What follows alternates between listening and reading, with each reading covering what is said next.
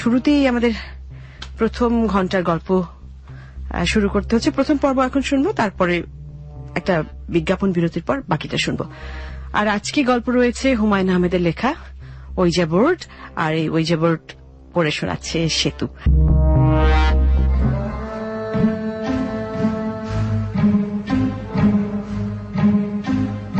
প্রায় 8 বছর পর নাসরিনের বড় ভাই আলাউদ্দিন দেশে ফিরল, সঙ্গে বিদেশি বউ।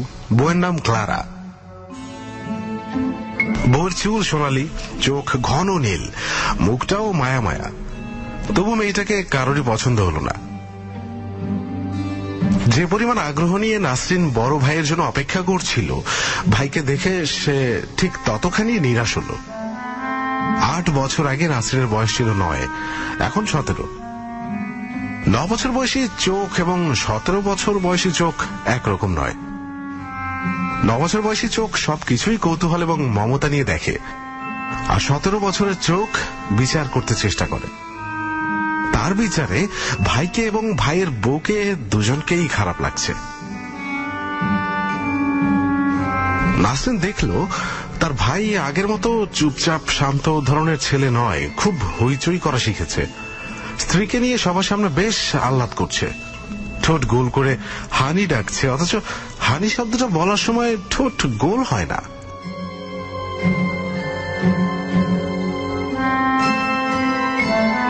আলাউদ্দিন এতদিন পর দেশে এসেছে, আত্মীয় স্বজনদের জন্য উপহার টুপহার আনা উচিত ছিল, তেমন কিছুই আনেনি সে। ভুসভুসা অ্যাশ কালারের একটা সোয়েটার এনেছে মার জন্য। সেই সোয়েটার নিয়ে কত রকম আদিক্ষেতা। পিওরুল একেবারেই মা, বুঝতে পেরেছো? পিওরুল আজকাল আমেরিকাতে এক্সপেন্সিভ। মা, তোমার কি কালারটা পছন্দ হয়েছে?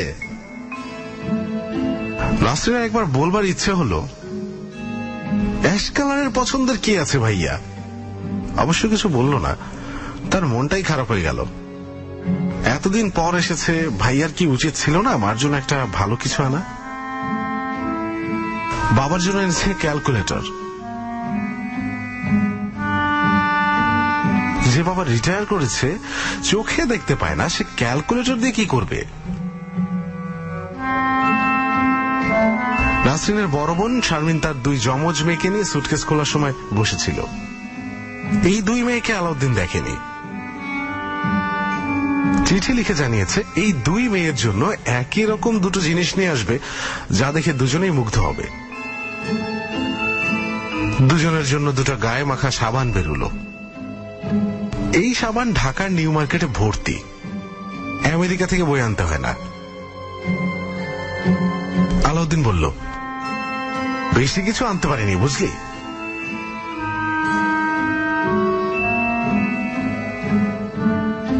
লাস্ট মোমেন্টে ক্লারা ডিসাইড করলো আমার সঙ্গে আসবে। অনেকগুলো টাকা বেরিয়ে গেল, কিছু টাকা সঙ্গেও রাখতে হয়েছে। ঢাকায় হোটেলের বিল কেমন কে জানে। নাসরিন বলল, হোটেলের বিল মানে? তুমি কি হোটেলে উঠবে নাকি? বাধ্য হয়ে উঠতে হবে। এই গাদাগাদি ভিড়ে ক্লারার দম বন্ধ হয়ে আসছে। চট করে তো সব অভ্যাস হয় না, আস্তে আস্তে হয়। তোরা আবার এটাকে কোনো ইস্যু বানিয়ে বসবি না। তোদের কাজই তো হচ্ছে সামান্য ব্যাপারটাকে কোনো মতে ফুলিয়ে ফাঁপিয়ে ইস্যুতে পরিণত করা। নাসরিনের চোখে পানি এসে গেল। তার আপন বড় ভাই তার সঙ্গে এমন ব্যবহার করবে সে স্বপ্নেও ভাবেনি। নাসরিনের চোখের পানি অবশ্য কেউ দেখতে পেল না। একটু আসছি ভাইয়া বলেই সে চট করে উঠে গেল। বাথরুমে কিছুক্ষণ কাটিয়ে চোখ মুছে উপস্থিত হল। আলাউদ্দিন তখন সুটকেস খুলে আরো কি সব উপহার বের করছে, অতি তুচ্ছ সব জিনিস। গাড়ির পেছনে লাগানো স্টিকার, যেখানে লেখা হাগ ইউর কিডস। তাদের গাড়ি কোথায় যে তারা গাড়ির পেছনে স্টিকার লাগাবে? কে অবশ্য কিছু বলল না। সবাই এমন ভাব করতে লাগলো যে গাড়ির স্টিকারটা খুবই প্রয়োজন ছিল। আলাউদ্দিন বলল, নাসরিন তোর জন্য তো কিছু আনা হয়নি। নাসরিন বলল, আমার কিছু লাগবে না, তোকে বরং এখান থেকে 60-এর কিছু কিনে দেবো। আচ্ছা, আলাউদ্দিন সুটকেস ঘাটতে লাগলো। তার ঘাটার ভঙ্গি দেখে মনে হয় সে আশা করছে কিছু একটা পেয়ে যাবে, যা নাসরিনকে দিতে পারলে শাড়ির ঝামেলা যেতে হবে না। নাসরিনের লজ্জার সীমা রইল না। এই যে জিনিস পাওয়া গেছে। হাসিতে আলাউদ্দিনের মুখ ভরে গেল। সবাই ঝুঁকে পড়ল সুটকেসের উপর। লিপস্টিকের মতো একটা বস্তু বেরোলো। আলাউদ্দিন বলল, নে নাসরিন, এর নাম লিপ গ্লস। ঠোঁটে দিলে চকচক করে, ঠোঁট ফাটে না। নাসরিন শুকনো গলায় বলল, থ্যাঙ্কস ভাইয়া।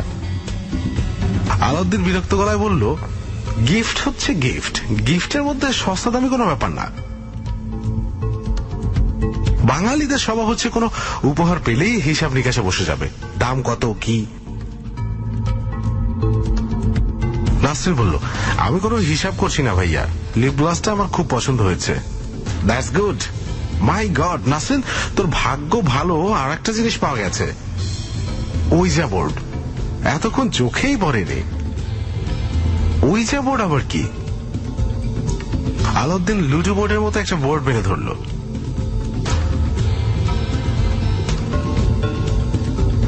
চারদিকে এ থেকে জেড পর্যন্ত লেখা, মাঝখানে দুটো ঘর, একটা লেখা ইয়েস, একটা নো। এটা কি কোনো খেলা ভাইয়া? খেলাই বলতে পারিস, ভূত নামানোর খেলা। প্ল্যান সেটের নাম শুনিসনি? এটা দিয়ে প্ল্যান সেটের মতো করা যায়। লাল বোতামটা দেখছিস না? দুজন বা তিনজন মিলে খুব হালকা ভাবে তর্জনী দিয়ে এটাকে টাচ করে রাখবি, কোন রকম প্রেসার দেওয়া যাবে না। বোতামটাকে রাখবি বোর্ডের ঠিক মাঝখানে। ঘরের আলো কমিয়ে দিবি আর মনে মনে বলবি, if any good souls passes by please come. তখন আত্মাটা বোতামে চলে আসবে, বোতাম নড়তে থাকবে। তখন কোনো প্রশ্ন করলে আত্মা জবাব দেবে। কিভাবে জবাব দেবে? বোতামটা অক্ষরগুলোর উপর যাবে, কোন কোন অক্ষরের উপর যাবে সেটা খেয়াল রাখতে হবে।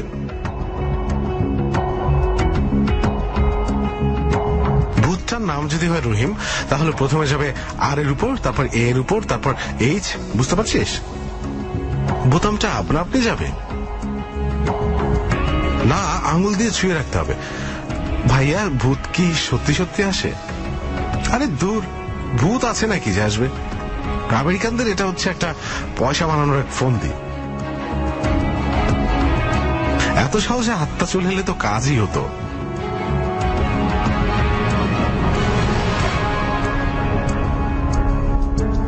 আলাউদ্দিন আমেরিকানদের স্বভাব চরিত্র সম্পর্কে মজার মজার গল্প বলতে লাগলো। আলাউদ্দিনের মা রাহেলার মনে ক্ষীণ আশা। গল্প যেভাবে জমেছে তাতে মনে হয় না ছেলে বউকে নিয়ে হোটেলে যাবে। যদি সত্যি সত্যি যায় তাহলে তিনি মানুষের কাছে মুখ দেখাতে পারবেন না। এমনিতেই বিদেশি বউয়ের কথা অনেকেই হাসাহাসি করছে। জামশেদ সাহেবের স্ত্রী গত সপ্তাহে এসে সরু গলায় বললেন, বাঙালি ছেলেরা যে বিদেশে গিয়েই বিদেশিনী বিয়ে করে ফেলে, ওইসব বিদেশিনীগুলি নিচু জাতের, ঝি জমাদার নিয়ে সব। ভদ্রলোকের মেয়েরা বাঙালি বিয়ে করতে যাবে কেন? ওদের গরজটা কি? রাহেলা ক্ষীণ গলায় বললেন, আপনাকে কে বলেছে? বলবে আর কে, তো সবাই জানে। বাঙালি ছেলেগুলির সাদা চামড়া দেখে আর হুঁশ থাকে না। ওরা তো প্রথম প্রথম জানে না যে ওই দেশের ঝিয়ের চামড়াও সাদা আর ম্যাথরানির চামড়াও সাদা। রাহেলা এসব কথায় কোনো জবাব দিতে পারেননি, শুধু শুনে গেছেন।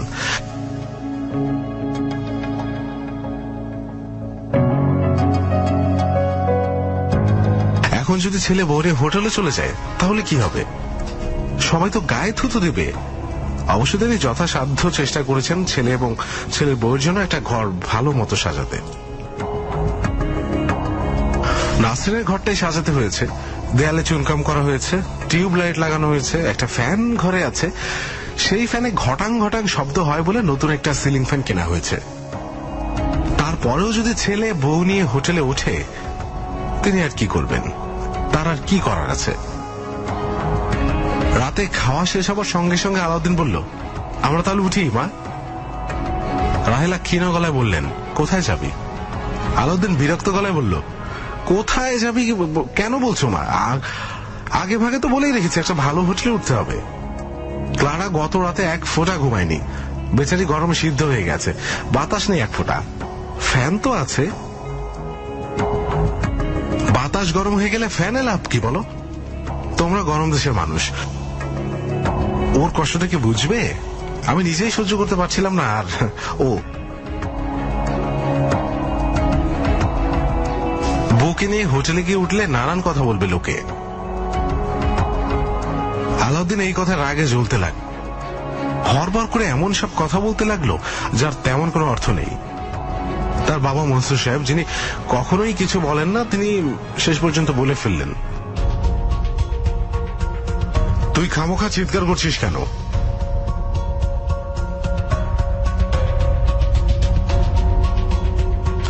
আমি খামোখা চিৎকার করছি? আমি শুধু বলেছি লোকজনের কথা নিয়ে তোমরা এত নাচো কেন? তোমরা যদি না খেয়ে মারো, লোকজন এসে তোমাদের খাওয়াবে? প্রতি মাসে $150 যে মানি অর্ডারটা পাও, সেটা কি লোকজন দেয়? বলো, লোকজন দেয়?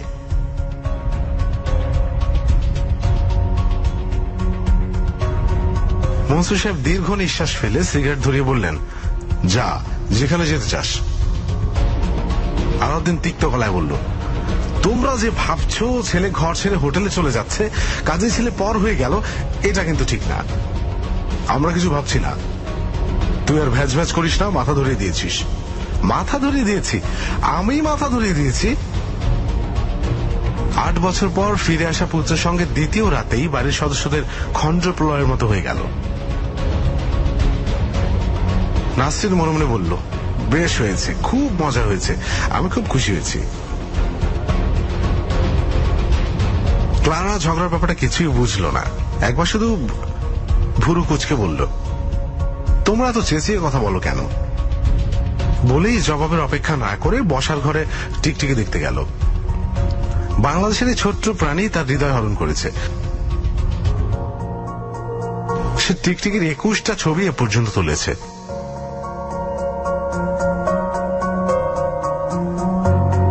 ম্যাক্রোলেন্স আনা হয়নি বলে সে খুব আফসোস করছে। ম্যাক্রোলেন্সটা থাকলে ক্লোজ আপ নেওয়া যেত। খুব সঙ্গত কারণেই গভীর রাত পর্যন্ত এই পরিবারের কোনো সদস্য ঘুমাতে পারল না।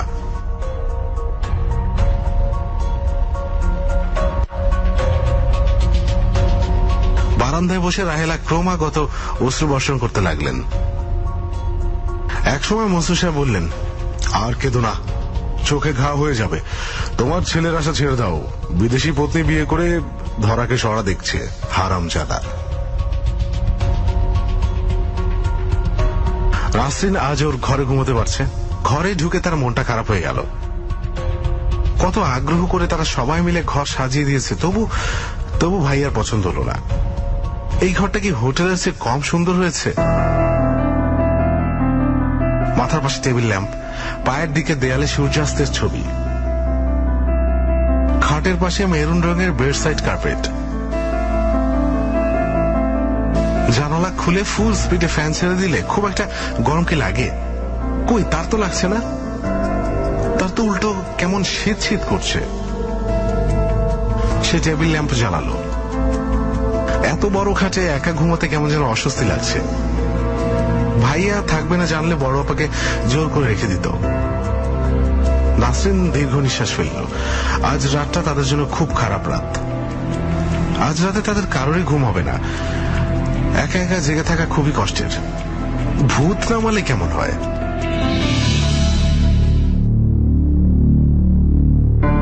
ওইজা বোর্ড খুলে সে যদি বোতামটা হাত দিয়ে ছুঁয়ে বসে থাকে, তাহলে কি কিছু হবে?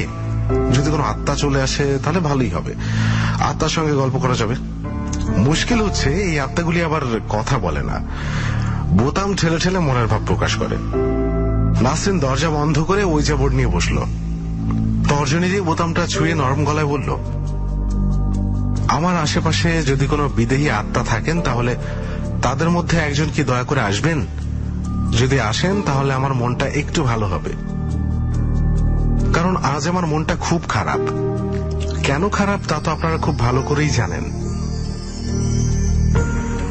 পুরো ঘটনার সময় নিশ্চয়ই আপনারা আশেপাশে ছিলেন না? এই পর্যন্ত বলেই নাসরিন চমকে উঠল। ডান হাতটা একটু যেন কাঁপছে। বোতামটা কি নড়তে শুরু করেছে? অসম্ভব, হতেই পারে না।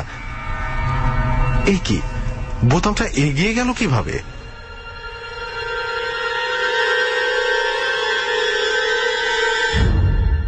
নাসরিন নিজেই হয়তো নিজের অজান্তে বোতাম ঠেলে ঠেলে নিয়ে গেছে। খানিকটা ভয় এবং খানিকটা অস্বস্তি নিয়ে নাসরিন অপেক্ষা করছে, হচ্ছেটা কি। বোতাম ইয়েস লেখা ঘরে কিছুক্ষণ থেমে আবার আগের জায়গায় ফিরে এলো। নাসরিন শব্দ করেই বলল, বাহ, বেশ মজা তো। পরবর্তী কিছুক্ষণ ইয়েস এবং নোতে বোতাম ঘুরতে লাগে। নাসরিনের শুরুর ভয় খানিকটা কমে গেল, যদিও তখনও বুক ধকধক করছে। ওই যা বোর্ডে ইয়েস এবং নো ছাড়া আরো দুটি ঘর আছে, সেগুলি হচ্ছে আমি উত্তর দেব না এবং আমি জানি না। বোতামটা এইসব ঘরেও মাঝে মাঝে এলো এবং প্রশ্ন এবং উত্তর এইভাবে সাজানো যায়। আপনি কি এসেছেন?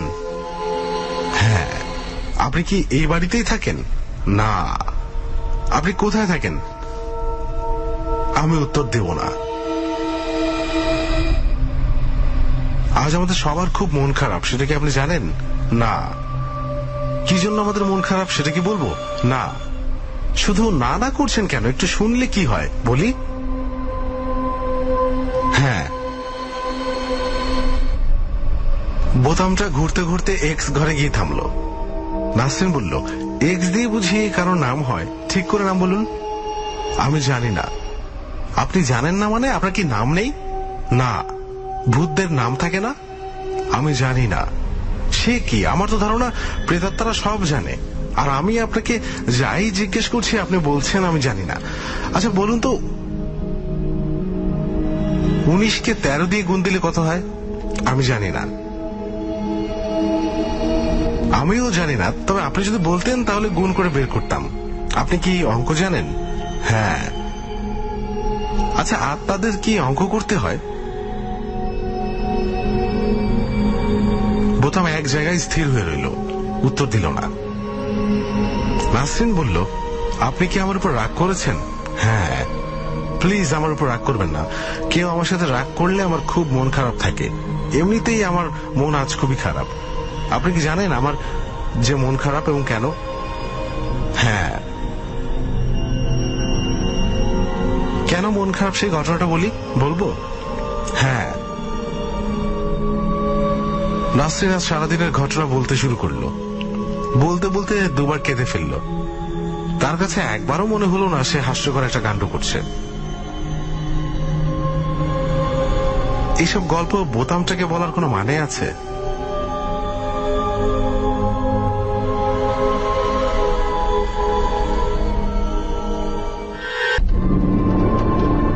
শুনবো গল্পের দ্বিতীয় পর্ব।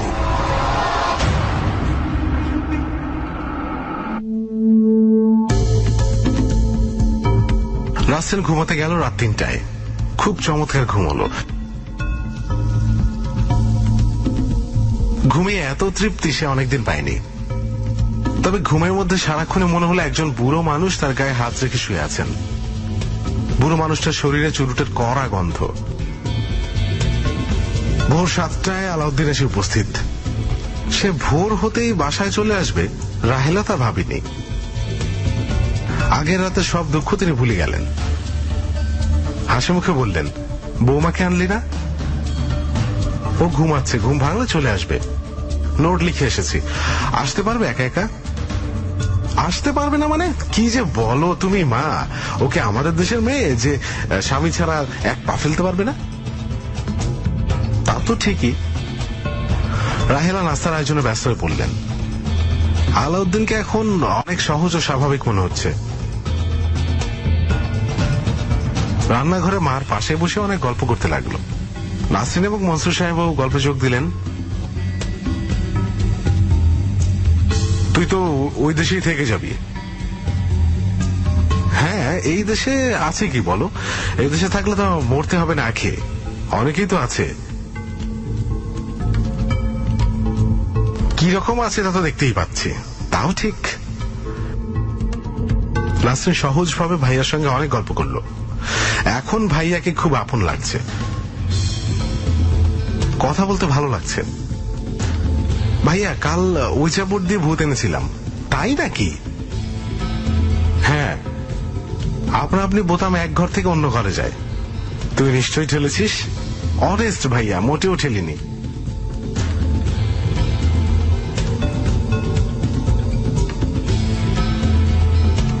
তুই না ঠেললেও তোর সাবকনশিয়াস মাইন্ড ঠেলেছে। আমি নিউজ উইক পত্রিকায় দেখেছিলাম, পুরো ব্যাপারটাই আসলে সাবকনশিয়াস মাইন্ডের। এমন সহজ স্বাভাবিকভাবে যে মানুষটা গল্প করলো, সেই আবার ঠিক সন্ধ্যাবেলা একটা ঝগড়া বাঁধিয়ে বসলো। সাধারণ ঝগড়া না, কুৎসিত ঝগড়া। ব্যাপারটা এরকম, ক্লারা খাবার পানি চেয়েছে, নাসরিন গ্লাসে করে পানি দিয়েছে। এক চুমুকে সেই পানি খেয়ে ক্লারা বলল, থ্যাঙ্কস, খুব ভালো পানি। ক্লারা এখন কিছু কিছু বাংলা বলার চেষ্টা করে। আলাউদ্দিন বলল, ফোটানো পানি দিয়েছিস তো? Boiled water? না ভাইয়া, টেপের পানি। কেন? তোদেরকে কি আগে বলিনি যে সবসময় বয়েলড পানি দিবি? পানি ফুটিয়ে পরে বোতলে ভরে রাখবি। সামান্য কথাটা মনে থাকে না? বয়স যত বাড়ছে তোর বুদ্ধি দেখি ততই কমছে। নাসরিনের মুখ কালো হয়ে গেল। মনসুর সাহেব মেয়েকে রক্ষা করবার জন্য বললেন, একবার মাত্র খেয়েছে, কিচ্ছু হবে না, আমরা তো সবসময় খাচ্ছি নাকি? তোমাদের খাওয়া আর ক্লারার খাওয়া এক হলো?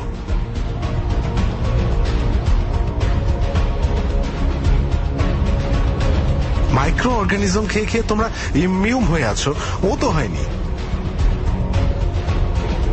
যা হবার হয়ে গেছে, এখন চিৎকার করে লাভ কি? চিৎকার করছি নাকি? তোমাদের সঙ্গে দেখি সামান্য আর্গুমেন্টও করা যায় না। নাসরিন অনেক চেষ্টা করেও কান্না আটকাতে পারল না। মুখে শাড়ির আঁচল গুছে দ্রুত বের হয়ে গেল। রাহেলা মৃদুস্বরে বললেন, দিলি তো মেয়েটাকে কাঁদিয়ে, ভারী অভিমানী মেয়ে, রাতে তো খাবেই না। আলাউদ্দিন বিরক্ত গলায় বলল, এত অল্পতেই যদি চোখে পানি এসে যায় তাহলে তো মুশকিল।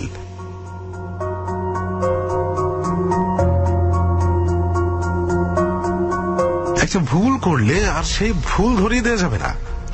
ও ছেলে মানুষ। ছেলে মানুষ কি বলছো? 17-18 বছর বয়সে কেউ ছেলে মানুষ থাকে? তোমাদের জন্য বড় হতে পারে না। তোমরা ছেলে মানুষ বানিয়ে রেখে দাও। আলাউদ্দিন রাতে খেলো না, বউকে নিয়ে নাকি নিরিবিলি কোথাও ডিনার করবে।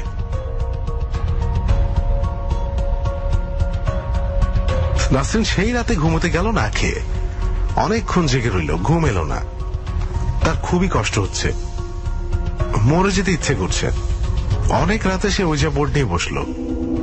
আজ আর দেরি হলো না, বোতামে হাত রাখা মাত্র বোতাম নড়তে লাগলো। আজ সে উত্তরগুলো শুধু হ্যাঁ বা না দিয়ে যাচ্ছে না, অক্ষরের উপর ঘুরে ঘুরে ছোট ছোট শব্দ তৈরি করছে। মজার মজার শব্দ। নাসরিন এই শব্দগুলো গুরুত্ব দিচ্ছে না, আবার গুরুত্ব দিচ্ছেও।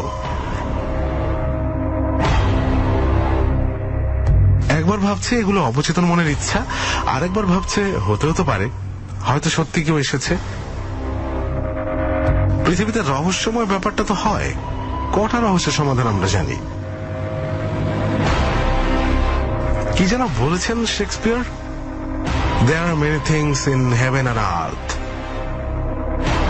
আপনি কি এসেছেন? হ্যাঁ। কাল যিনি এসেছিলেন আজও কি তিনি এসেছেন? হ্যাঁ। আপনার নাম? এক্স। কি অদ্ভুত নাম। আচ্ছা, আপনি কি জানেন আজ আমার মন কালকের চেয়েও খারাপ? জানি। কি করা যায় বলুন তো? আমি জানি না। আপনি কি জানেন আপনার সঙ্গে কথা বলতে আমার খুব ভালো লাগে? জানি। ভাইয়া বলছিল, এই যে আপনি নানান কথা বলছেন, এগুলো আসলে আমার মনের অবচেতন ইচ্ছার প্রতিফলন। হতে পারে। ভাইয়াকে আমার দারুণ পছন্দ, আমি জানি। ওই পচা মেয়েটা সব নষ্ট করে দিয়েছে। আমার মনে হয় মেয়েটা ডাইনি। ও আশেপাশে থাকলেই ভাইয়া অন্যরকম হয়ে যায়, তখন সবার সঙ্গে ঝগড়া করে। জানি। কি করা যায় বলুন তো? মেয়েটাকে মেরে ফেলো। ছি, কি যে বলেন, মানুষকে মেরে ফেলা যায় না।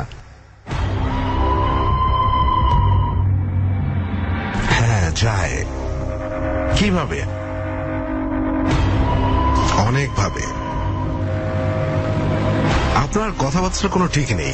আপনি কি করে ভাবলেন আমি একটা মানুষ মারতে পারি? সবাই পারে। আপনি পারেন না? আপনি পারেন না কেন? আমি জানি না। মানুষ মারা যে মহাপাপ এটা কি আপনি জানেন? আমি জানি না। আপনি আসলে কিছুই জানেন না। হতে পারে। তাছাড়া আপনি আরেকটা জিনিস ভুলে যাচ্ছেন। ধরুন আমি ওই পচা মেয়েটাকে মেরে ফেললাম, তখন পুলিশ কি আমাকে ছেড়ে দেবে? আমাকে ধরে নিয়ে ফাঁসিতে ঝুলিয়ে দেবে না? তা দিতে পারে। আর ভাইয়ের অবস্থাটা তখন চিন্তা করে দেখুন কি রকম রাগ সে করবে। টাকা পয়সা দেয়া বন্ধ করে দেবে। আমরা তখন না খেয়ে মারা যাব। বাবার 1 পয়সা রোজগার নেই, আমাদের ব্যাংকে টাকা পয়সা নেই। ভাইয়া প্রতি মাসে যে টাকা পাঠায় ওইটা দিয়ে আমরা চলি। ভাইয়া প্রতি মাসে কত পাঠায় বলেন তো? আমি জানি না। $100। $100 বাংলাদেশি টাকায় কত হয় তা জানেন? না, বেশি না, 3,500। মা এবার কি ঠিক করে রেখেছে জানেন? মা ঠিক করে রেখেছে ভাইয়াকে বলবে আরো বেশি কিছু টাকা পাঠাতে। $100 হচ্ছে না। জিনিসপত্রের যা দাম। আপনাদের তো আর কোনো কিছু কিনতে হয় না, আপনারা আছেন সুখে, তাই না? আমি জানি না। আচ্ছা, আপনার কি মনে হয় ভাইয়া টাকার পরিমাণ বাড়াবে? আমি জানি না। না বাড়ালে আমাদের খুব কষ্টের মধ্যে পড়তে হবে। আমার কেন জানি মনে হচ্ছে বাড়াবে না। বিয়ে করেছে, খরচ বেড়েছে, তাই না? হতে পারে। টাকা না বাড়ালে কি হবে বলুন তো? আমার আরেক ভাই আছে, জসিম ভাইয়া, চিটাগাঙে থাকেন। টাকা পয়সা ভালোই আছে, কিন্তু সে আমাদের 1 পয়সা দেবে না। আমরা যদি না খেয়ে মরেও যাই সে ফিরেও তাকায় না। কি করা যায় বলুন তো? ক্লারাকে মেরে ফেলা যাক। বারবার আপনি এক কথা বলেন কেন? আপনার কাছে বুদ্ধি চাচ্ছি, ওকে মেরে ফেলাই একমাত্র বুদ্ধি। যান, আপনার সাথে আর কথাই বলবো না। রাস্তিন ওই যাবর বন্ধ করে ঘুমাতে গেল। আজ আর গত রাতের মতো চট করে ঘুম এলো না। একটু যেন ভয় ভয় করতে লাগলো। ওই যাবর টেবিলের উপর রাখা হয়েছে, তার কাছেই চেয়ার। নাসরিনের কেন জানি মনে হচ্ছে চেয়ারে ওই মিস্টার এক্স বসে আছেন। বুড়ো ধরনের একজন মানুষ, যার গায়ে চুরুটের গন্ধ। ওই বুড়ো মানুষটার একটা চোখ ছানি পড়া, গায়ে চামড়ার কোট, সেই কোটেও এক ধরনের ভ্যাপসা গন্ধ। নাসরিন কাউকে দেখতে পাচ্ছে না, কিন্তু তার স্পষ্ট মনে হচ্ছে কেউ একজন আছে। নাসরিন ভয়ে ভয়ে বলল, আপনি কি আছেন? চেয়ার নড়ে উঠল। সত্যি নড়ল, নাকি মনের ভুল? নাসরিন ক্ষীণ স্বরে বলল, আপনি দয়া করে বসে থাকবেন না, চলে যান। যখন আপনাকে দরকার হবে আমি ডাকবো। আবার চেয়ার নড়ল। নিশ্চয়ই মনের ভুল। নাসরিনের বড় ভয় লাগছে। জুন মাসের এই প্রচন্ড গরমের রাতেও একটা চাদরে সারা শরীর ঢেকে সে শুয়ে রইল। ঘুম এলো একেবারে শেষ রাতে, তাও গাঢ় ঘুম না, আজে বাজে সব স্বপ্ন। একটা স্বপ্ন তো খুবই ভয়ঙ্কর। তার শাড়িতে দাউ দাউ করে আগুন জ্বলছে। সে অনেক চেষ্টা করছে আগুন নেভাতে, পারছে না। যতই চেষ্টা করছে আগুন আরো ছড়িয়ে পড়ছে। একজন বুড়ো মতো লোক চুরুট হাতে পুরো ব্যাপারটা দেখছে, কিন্তু কিছুই করছে না। টাকার পরিমাণ বাড়ানোর দাবি রাহেলা অনেক ভনিতার পর করলেন। বলতে তার খুবই লজ্জা লাগলো, কিন্তু কোনো উপায় নেই। আলাউদ্দিন তখন চা খাচ্ছিল। চায়ের কাপ নামিয়ে বিস্মিত গলায় বলল, টাকা বাড়াতে বলছো?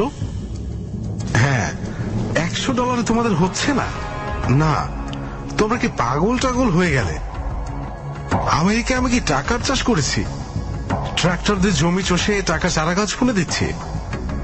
রাহেলা ক্ষীণ স্বরে বললেন, সংসার অচল। সংসার তো আমারটা আরো বেশি অচল। বিয়ে করেছি, নতুন সংসার, অ্যাপার্টমেন্ট নিয়েছি। একটা জিনিস নেই অ্যাপার্টমেন্টে। ক্লারা অফিস করে, তার একটা আলাদা গাড়ি দরকার। তোমাদের টাকা তো বাড়াতে পারবোই না, বরং কিছু কমিয়ে দেব বলে ভাবছি। আমাদের চলবে কিভাবে? জসিম ভাইকে বলো, তারও তো কিছু দায়িত্ব আছে। সে তো গায়ে ফু দিয়ে ঘুরছে। রাহেলা দীর্ঘ নিঃশ্বাস ফেললেন। আলাউদ্দিন বিরক্ত স্বরে বলল, এরকম ঘন ঘন দীর্ঘ নিঃশ্বাস ফেলবে না মা। নিঃশ্বাস ফেলে সমস্যার সমাধান হয় না। নাসরিন ওইজা বোর্ড নিয়ে বসেছে। রাত প্রায় 2টো। আজ অন্য দিনের মতো গরম না। সন্ধ্যাবেলায় তুমুল বর্ষণ হয়েছে, আকাশ মেঘলা, বিদ্যুৎ চমকাচ্ছে, আবারও হয়তো বৃষ্টি হবে। বৃষ্টির ছাট আসছে বলে জানলা বন্ধ। আপনি কি আছেন? হ্যাঁ। আমাদের কি বিপদ হয়েছে শুনেছেন? না, ভাইয়া টাকা পয়সা বেশি তো পাঠাবেই না, বরং আরো কমিয়ে দিয়েছে। ও আচ্ছা, কি করব আমরা বলুন তো? মেয়েটাকে মেরে ফেলো। এইটা ছাড়া বুঝি আপনার মাথায় আর বুদ্ধি নেই? না, এটা সবচেয়ে ভালো বুদ্ধি। আপনার সঙ্গে আমার কথা বলতে ইচ্ছে করছে না, শুনে দুঃখিত হলাম। আচ্ছা, ওই দিন আপনি আমাকে ভয় দেখালেন কেন? আপনি কি ওই চেয়ারটায় বসেছিলেন? আমার মনে হয় আপনি এখনো চেয়ারটায় বসে আছেন। ক্লারাকে আগুনে পুড়ে মারলে কেমন হয়? আপনি আজে বাজে কথা বলবেন না তো। আচ্ছা বলুন তো, ওই দিন কি আপনি চেয়ারে বসেছিলেন? তুমি একটু সাহায্য করলেই হয়। কি সাহায্য? যখন আগুন জ্বলে উঠবে তখন এই ঘরের দরজা তুমি বাইরে থেকে বন্ধ করে দেবে। আপনার কথাবার্তার আগা মাথা কিছুই বুঝতে পারছি না। আগুন লাগার পর মেয়েটা যাতে বেরোতে না পারে। কি বলছেন আপনি? আগুন লাগার পর সে ছুটে বের হতে চাইবে, তখন তাকে শুধু আটকানো, অল্প কিছুক্ষণ আটকে রাখা। চুপ করুন তো, ভালো বুদ্ধি দিচ্ছি। আপনার বুদ্ধি চাই না, তুমি আমার বন্ধু। না, আমি আপনার বন্ধু না। আজ রাতে নাসরিন এক পলকের জন্য চোখ এক করতে পারল না। মনে মনে ঠিক করে ফেললো ওই চাপড়টা ভোর হতেই আগুন দিয়ে পুড়িয়ে ফেলবে। কি সর্বনাশের কথা! বোতামটা এমন অদ্ভুত কথা বলছে কেন? আগামীকাল রাত 2টার ফ্লাইটে আলাউদ্দিন চলে যাবে। শেষ রাতটা এ বাড়িতে থাকবার জন্য এসেছে।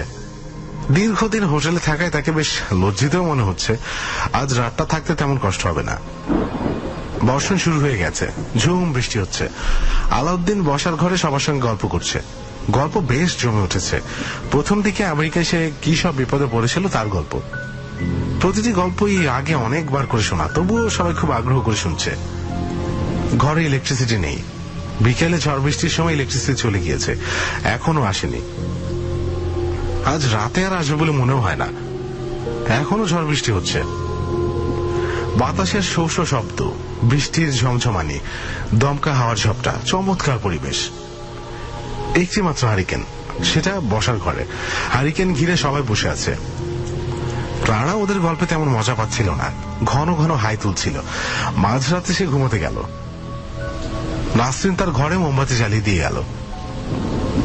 দুর্ঘটনা ঘটল তারও মিনিট 10 পর। গল্প তখন খুব জমে উঠেছে। শুরু হয়েছে ভূতের গল্প। রাহেলা ছোটবেলায় নিশির ডাক শুনে ঘর ছেড়ে বের হয়ে পড়েছিল, সেই গল্প হচ্ছে। গা ছমছমানো পরিবেশ। ঠিক তখন তীক্ষ্ণ গলায় নাসরিন বলল, ঘর এত আলো হয়ে গেছে কেন ভাইয়া? তার কথা শেষ হওয়ার আগেই শোনা গেল গোঙানি ও চিৎকার। দরজায় ধাক্কা দিচ্ছে এবং ক্লারা চেঁচাচ্ছে। সবাই ছুটে গেল শোবার ঘরের দিকে। দাউ দাউ করে জ্বলছে আগুন। দুর্ঘটনা তো বটেই, দুর্ঘটনা ছাড়া আর কিছুই নয়। বাতাসে মোমবাতি কাত হয়ে পড়ে গিয়েছিল নেটের মশারিতে। সেখান থেকে ক্লারার নাইট গাউনে সিনথেটিক কাপড় মুহূর্তের মধ্যে জ্বলে উঠল। খুবই সহজ ব্যাখ্যা, শুধু একটি ব্যাপার ব্যাখ্যা করা যাচ্ছে না। ক্লারার ঘরের দরজা বাইরে থেকে বন্ধ ছিল। কেউ একজন বাইরে থেকে শিকল তুলে দিয়েছিল। আগুন লেগে যাবার পর ক্লারা প্রাণপণ চেষ্টা করেছে ঘর থেকে বেরোতে পারেনি। চিৎকার করে দরজা খুলতে বলেছে। ঝড় বৃষ্টি এবং বজ্রপাতের সঙ্গে তার চিৎকারও কেউ শোনেনি। ব্যাকুল হয়ে শেষ মুহূর্তে সে ঈশ্বরকে ডাকছিল।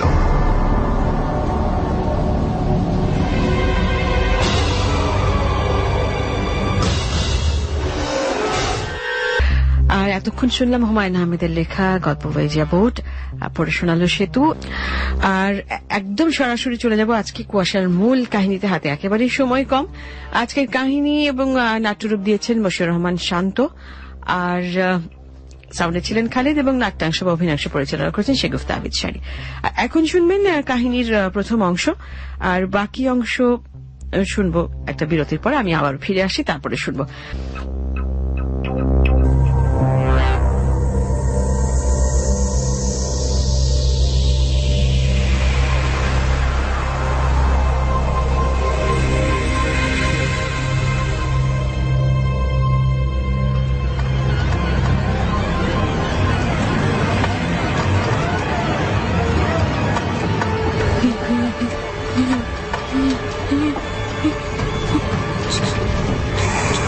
চলে যা, চলে যা, চলে যা।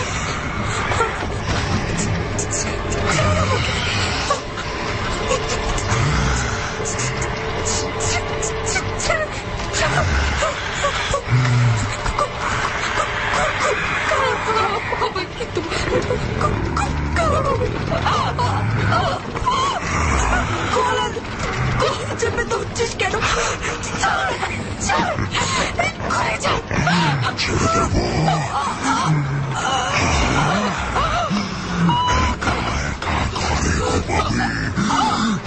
আমি ছেড়ে দেবো।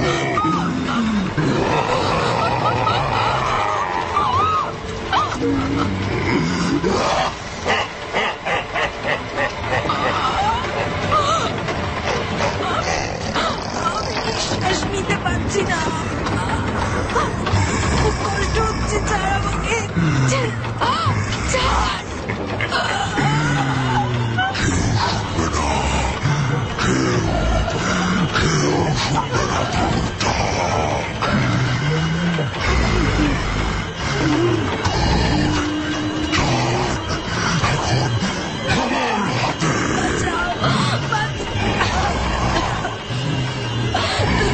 তুই চাইলেও আমার মুখ বন্ধ করতে পারবি না।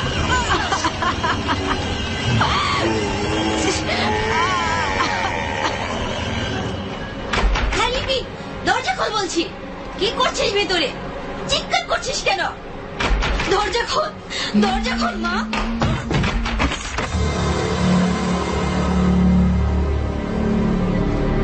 হ্যাঁ লিপি, লিপি, লিপি মা, কথা বল, কথা বল মা। এই লিপি, চোখ খুল মা। তোর শ্বাস নিতে কষ্ট হচ্ছে মা, পানি খাবি? একটু পানি আনি মা, একটু পানি খা।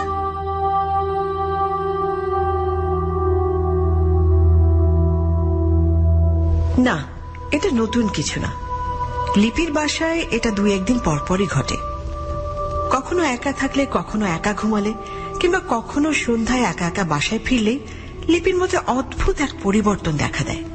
লিপির মা কিংবা লিপির বাসার সবাই এই পরিবর্তনের সাথে বেশ ভালোভাবেই পরিচিত হলেও বাসার একমাত্র মেয়ের এরকম অবস্থা কেউ মেনে নেবে না, এটাই স্বাভাবিক। তবে এটা সমাধান এখনো পর্যন্ত হয়নি, তাই মেনে নেওয়া ছাড়া আর কোনো উপায়ও নেই। তবে এরকম হলে যতটা না বেশি ধকল লিপির ফ্যামিলির উপর দিয়ে যায়, তার চাইতে অনেক বেশি ধকল যায় লিপির উপর দিয়ে। একা একা চিৎকার করতে করতে এক পর্যায়ে লিপি অজ্ঞান হয়ে যায়, এবং যখন জ্ঞান ফিরে আসে তখন আর কোনো কথা বলার শক্তিও থাকে না লিপির। একদমই শক্তি শূন্যভাবে 2-3 দিন মরার মতো বিছানায় পড়ে থাকে সে। আচ্ছা, লিপির এই রোগ নিয়ে আরো অনেক কথাই বলা যাবে। এখন লিপির অন্য কথা বলা যাক। লিপি মুন্সিগঞ্জের একটি কলেজের ইন্টারমিডিয়েট 2য় বর্ষের ছাত্রী। কলেজটি মুন্সিগঞ্জের সবচেয়ে পুরনো কলেজ, তাই এখানকার বেশিরভাগ মানুষ এখানেই তাদের ছেলে মেয়েকে পড়াতে পছন্দ করে, আর ছেলেমেয়েরাও তাই। তবে কলেজে কোথাও একটা ঝামেলা আছে। সেই ঝামেলা যদিও আহামরি কোনো ঝামেলা না, সে যাই হোক। এখন লিপির বন্ধুদের কথা বলা যাক। লিপির সবচাইতে ক্লোজ ফ্রেন্ড 3 জন, আর তারা হলো স্বপ্নীল, শুভ আর মাশরিক। তাদের বন্ধুত্ব খুবই জোরালো, এবং এখনো সেরকম জোরালোই আছে। লিপিকে নিয়ে লিপির পরিবার যেমন চিন্তায় থাকে, ঠিক তার বন্ধুরাও কম চিন্তা করে না তাকে নিয়ে, বরং চিন্তা একটু বেশি করাতেই বোধহয় লিপি একদিন না এলে তাদের মধ্যে গুঞ্জন শুরু হয়ে যায়। অন্য কোনো টপিকের চাইতে লিপিকে নিয়েই বেশি কথা বলা হয়, ঠিক যেমনটি হচ্ছে এখন। তুই একটু বেশি বলে ফেলেছিস শুভ। শোন, তোদের মতো নাটক ফাটকে আমার তেমন বিশ্বাস নেই, তাই আমার কথা শুনলে একটু বেশি মনে হয়। বিশ্বাস নেই তার মানে এই না যে তুই যা খুশি তাই বলবি। আমি আমার ওপিনিয়ন জানাতে পারবো না। আচ্ছা, তো তোর ওপিনিয়ন হচ্ছে যে লিপি নাটক করে অজ্ঞান হয়ে যায়, তাই না? আর নয়তো কি, যদি কোনো সমস্যা থাকতোই সেটা কি ডক্টর বুঝতে পারতো না? জগতে অনেক কিছু লজিক দিয়ে চিন্তা করলে হয় না শুভ। আমাদের জগতে লজিক যেমন আছে, অ্যান্টি লজিকও আছে। আর এমন তো না লিপির নরমাল সমস্যা, ডাক্তার দেখালেই ঠিক হয়ে যাবে। আমার কাছে নরমালি মনে হচ্ছে কোনো কারণ ছাড়াই কেউ হুদাই অজ্ঞান হয়ে যাচ্ছে, তার মানে সে অজ্ঞান হবার ভান করছে, আর কিছুই না। ভান করে কি লাভ? যে হচ্ছে সেটা সে জানে, আমি কি করে বলবো? তুই যখন বলতে পারিস না তো আন্দাজে ঢিল ছুটছিস কেন? উফ, যাই হোক, এইসব নিয়ে কথা বলতে আর ভালো লাগছে না। আমাকে এখন বল যে তোরা লিপিকে দেখতে কবে যাবে? আজই তো যাওয়া যায়। নর্মাল ভাবে দেখতে গেলে আমি যেতে পারি, আমার কোনো সমস্যা নেই। তবে গিয়ে অ্যাবনর্মাল কোনো কথা বললে এর মাঝে আমি নাই। এখানে অ্যাবনর্মালের কি দেখলি শুভ? তোদের এই আদি ভৌতিক মার্কা কথা শুনতে আমার ভালো লাগবে না। হয়েছে হয়েছে, এখন আর এসব ফালতু বিষয় নিয়ে তর্ক করতে আমারও না ভালো লাগছে না। আমরা বিকেলে লিপির বাসায় যাচ্ছি, আর এটা হচ্ছে ফাইনাল, ঠিক আছে? লিপির সামনে আবার বলে বসিস না যে লিপি তুই নাটক করে অজ্ঞান হয়েছিস। এইটুকু কমন সেন্স আমার আছে। উফ, জেনে ভালো লাগলো।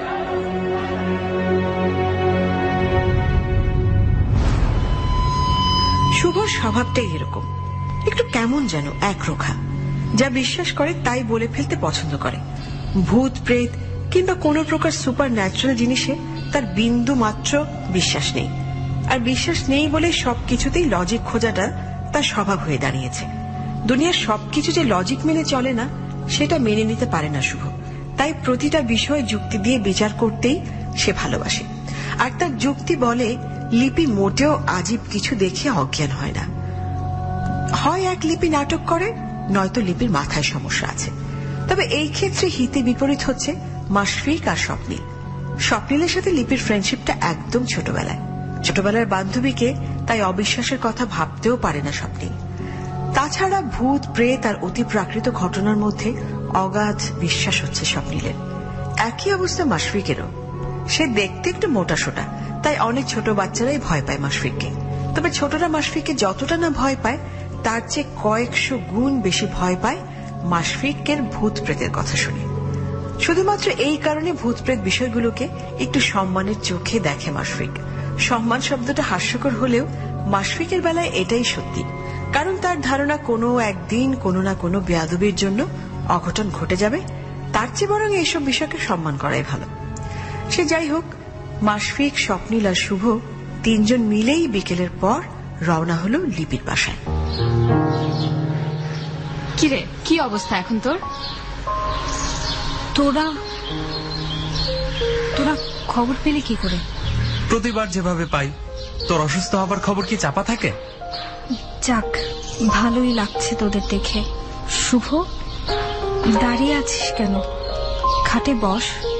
যাক, এবার তাহলে কথা বলতে পারছিস। আমি তো ভাবলাম কথাও বুঝি বলবি না। উফ, ভালো জিনিস তোর কাছে ভালো লাগে না? না, ও কথা বলতে পারছে, এটা তো পজিটিভ সাইন। আর এখানেও আমি তো নেগেটিভ কিছু বলিনি, তুই একবারই নেগেটিভ ভাবে নিচ্ছিস কেন? আচ্ছা থাক, বাদ দে তো। লিপি, তুই বল, এবার কি দেখেছিলি? ওই এক জিনিসই তো আমি বারবার দেখি। বোবায় ধরা নামে একটা রোগ আছে, একা পেলেই ধরে। এটা কি এমন কিছু? আমার বাসার পাশের যে একটা আপু আছে, ওই আপুকে না এমন প্রায় ধরতো। তারপর এক হুজুর আসলো, এসে ঝাড়ফুঁক করলো, তারপর এখন সব ঠিক হয়ে গেছে। জানি না রে, হলেও হতে পারে। তবে ব্যাপারটা খুব পেইনফুল। তুই কি একটু আমার পরিচিত হুজুরের সাথে কথা বলে দেখবি? সবকিছু যদি ঝাড়ফুঁকে হয়ে যেত তাহলে আর ডক্টরের দরকার ছিল না। সবকিছু তো করতে বলছে না, তাছাড়া এক্সপেরিমেন্ট করতে দোষ কি? লিপির সমস্যাটা লিপির মনে। ও যদি আজ থেকে বিশ্বাস করতে শুরু করে যে ও কিছু দেখে না, কাল থেকে দেখবি আসলে ওর চোখে কিছুই পড়ছে না। সত্যি বলতে ওর সাবকনশিয়াস মাইন্ডে ওই ঘটনা গেঁথে গেছে। কি আমার বড় মনোবিদ বিশেষজ্ঞ চলে এসেছে রে! তুই যখন এতই ভালো বুঝতে পারছিস, তুই নিজেই ঠিক করে দে না। আমি কেন ঠিক করব? আমি কি ডক্টর? তাহলে একবারই ডাক্তারি করছিস কেন? আমার মন যা বলছে তাই শেয়ার করলাম। আচ্ছা লিপি, একটা কাজ করলে কেমন হয়? তুই তো 2-3 দিনের মধ্যেই সুস্থ হয়ে যাবি। তারপর আমার বাসায় ছোটখাটো একটা বারবিকিউ পার্টি করলে কেমন হয়? তোরা সবাই সেদিন আমার বাসায় থাকলি। আইডিয়া মন্দ না। আমার বাসায় একটু ঝামেলা করবে, কিন্তু শিবলি ভাই সাথে থাকলে সে ঝামেলাও হবে না। পার্টি হলে সবাই মিলে করলেই মজা, একা একা পার্টি জমে না। শিবলি ভাই থাকলো, ওদিক থেকে হারুন ভাই থাকলো। আরে কোন হারুনের কথা বলছিস? ওই মুন্সিগঞ্জের হারুন ভাই? ডাক্তার হারুন, চিনিস নাই? ওই হাতুড়ে ডাক্তার আমাদের মাঝে থেকে কি করবে? হাতুড়ে ডাক্তার বলিস না, বেটার সাথে কথা তো বলিস না, তো জানিসও না। কি যে দারুণ গল্প বলতে পারে, কি আর বলবো। আর তার জ্ঞান, সিরিয়াসলি বলছি, দেখার মতো। এত যখন জ্ঞান, তো ঢাকায় যায় না কেন? এখানে হাতুড়ে ডাক্তার হিসেবে পড়ে থাকারই বা কি দরকার? এই হচ্ছে তোদের সমস্যা। দাঁত থাকতে দাঁতের মর্ম তোরা বুঝিস না। লোকটা ভালো মেন্টালিটি, তাই এখানে আছে। আর এখানে আছে বলেই তো তোরা তাকে হাতুড়ে ডাক্তার বানিয়ে দিয়েছিস। উফ, আমরা এখানে রোগী দেখতে এসেছি নাকি ঝগড়া দেখতে এসেছি সেটাই বুঝতে পারছি না। আচ্ছা শোন, এত কিছু বোঝার দরকার নেই বাবা। আমরা ফাইনাল একটা পার্টি করছি, এটা হচ্ছে ব্যাপার। আর ওই পার্টিতে আমরা গল্প করব, আড্ডা দিব। আর শুভ, তুই কিন্তু গান করবি।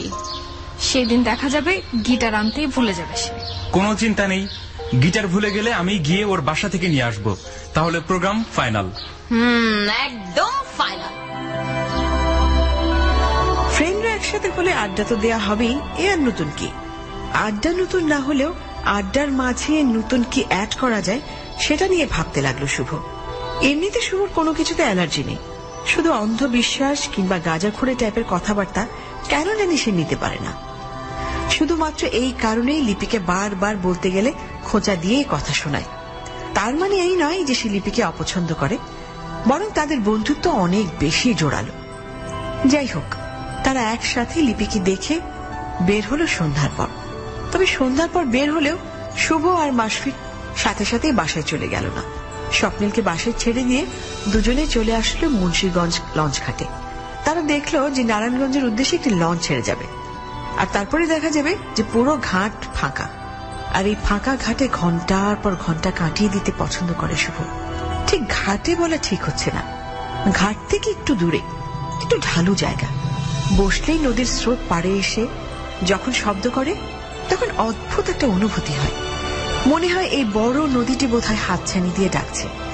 তবে নদীর ডাক সবসময় খুব যে ভালো হয় তা না, মাঝে মাঝে খুব ভয়ঙ্কর হয়। এই ঘাট থেকে একটু দূরেই অনেকদিন আগে লঞ্চ ডুবেছে। থাক সেসব কথা, এখন বরং মাশফিক আর শুভর কথা শুনি। কেন জানো, লং ড্রাইভে যেতে খুব ইচ্ছে করছে। ভালো তো, নদীতে লাফ দে আর গাড়ি চালানোর মতো করে সাঁতার কেটে আয়। তুই বেটা সবকিছুতেই মজা নিস। মজা নেওয়ার কিছু নেই। মাঝিকে বিমানে তুলে দিলে সে কি চালাতে পারবে? আজীব, এখানে মাঝি নৌকা এগুলো কোথা থেকে আসলো? নদীর পাড়ে বসে যদি তোর লং ড্রাইভে যাওয়ার ইচ্ছে হয়, তাহলে কোনো না কোনো মাঝির তো প্লেন চালানোর ইচ্ছে জাগতেই পারে। তুই এত পচাস কেন আমারে? পচা জিনিস নতুন করে কিভাবে পচাবো? সমস্যা কি তোর বলতো? আমার আবার কি সমস্যা? সমস্যা তো লিপির। আমার সমস্যা থাকলে আমি তো আজব আজব জিনিস দেখতাম, কিন্তু তুই ছাড়া এই মুহূর্তে আমার আজব কিছুই আর চোখে পড়ছে না। ভালো কথা, আমার বাসায় গেট টুগেদার করলে ভালোই হবে, কি বলিস? তা তো হবে। গেট টুগেদারের কথা থাক, সেটা নিয়ে পরে কথা বলা যাবে। বাতাস কেমন লাগছে বল? জোস, মনে হচ্ছে উড়ে যাচ্ছি। তোর ওজন এখন কত? মানে তোর আকার আয়তনের পরিমাণ বল। বুঝলাম আমি একটু মোটা, কিন্তু তাই বলে তুই আমাকে অলওয়েজ অপমান করতে পারিস না। আরে গাধা, অপমান কোথায় করলাম বল না কত? 98। তুই চাইলেও এই বাতাসে উড়ে যেতে পারবি না। তোর মতো বস্তাকে এখান থেকে সরানোর মতো বাতাস এটা না। তোকে সরাতে হলে টর্নেডো লাগবে। এই দাঁড়া দাঁড়া, পানির স্রোতে একটু পরপরই ওদিকে বেশ ধাক্কা লাগছে। আর দেখতে পাচ্ছিস কি ওটা? কি ঠিক বস্তা নাকি মানুষের? আসলে তো, চল তো দেখি। আমি দেখতে পারবো না। নদীর পাড়ে লঞ্চ ডুবে যাওয়ার পর অনেকগুলো লাশ উঠেছিল। আমি এখন লঞ্চ ঘাটে বসতেও ভয় পাই। আরে চল তো, লাশ হলে সবাইকে জানাতে হবে, উদ্ধার করে দাফন কাফন তো দিতে হবে নাকি? আমি নাই, আমি এর মধ্যে নাই, তুই যা। আরে বাবা চল তো, কাছ থেকে অন্তত দেখে আসি। আমি পেছনে আছি। তুই আসলে একটা ঝামেলা শুভ, তোর সাথে আসলে কোনো না কোনো ঝামেলা বাঁধবেই। আর একটু কাছে গেলেই বোঝা যাবে। এটা লাশ শুভ, এটা লাশ। আর সামনে যাওয়ার দরকার নেই। গাধার মতো কথা বলিস না। লাশটা টেনে ভালো মতো পাড়ে তুলে আন, নয়তো আবার নদীতে ভেসে যাবে। তুই লাশ ধরতে যাচ্ছিস কেন? এই শুভ, তুই কি পাগল হয়ে গেছিস? আমাকে হেল্প কর মাসফিক, একটু ধর। লাশ প্রচন্ড ভারী। দাঁড়া, আমি ঘাটের মানুষ ডাকছি। এই পাশে মানুষ পাবি না, দৌড়ে টার্মিনালটার ওখানে যা। তুই লাশ ছেড়ে সরে দাঁড়া। আমাকে নিয়ে চিন্তা না করে মানুষ নিয়ে আয়। আমি এখনই যাচ্ছি। বড় বড় নদীর পাড়ের মানুষের কাছে এটা আহামরি কোনো ঘটনা না। তাছাড়া লঞ্চ ডুবলে 3 মাস পরও লাশ ভেসে আসতে দেখা যায়। তবে মাসফিক ভিতর ডিম হলেও সে দৌড়ে মানুষ না নিয়ে আসলে হয়তো এই লাশ উদ্ধারটা সত্যিই কষ্টকর হয়ে যেত। তবে তবে শুভ সাহস আছে। কলেজে পড়ুয়া ছেলে হলেও মানসিকভাবে শুভ অনেক বেশি শক্তিশালী। তা না হলে একা একা এভাবে কেউ লাশ ধরে রাখে? তাছাড়া লাশের অবস্থা যে নর্মাল ছিল তাও না। পানিতে মরা মানুষগুলোর লাশ খুবই ভয়ঙ্কর হয়, দেখলে কেমন যেন গা শিরশির করে ওঠে। চেহারা ফুলে চোখ বের হয়ে আছে, এমন লাশ দেখে অবশ্য গা শিরশির করাই স্বাভাবিক। তবে এই ঘটনায় শুভ কলেজের হিরো হয়ে গেল।